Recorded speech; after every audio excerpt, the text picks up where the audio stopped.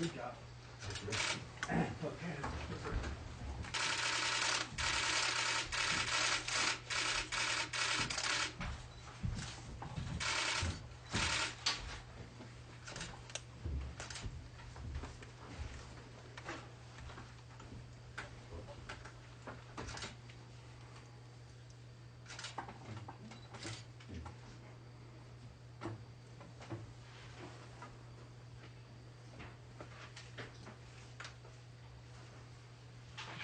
There you go.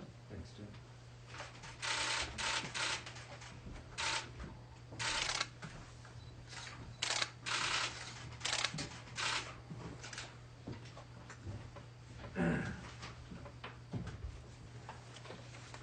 Trustee?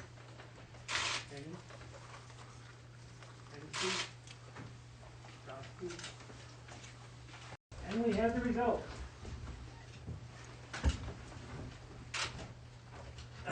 For president, we have 5 votes for Joe Biden.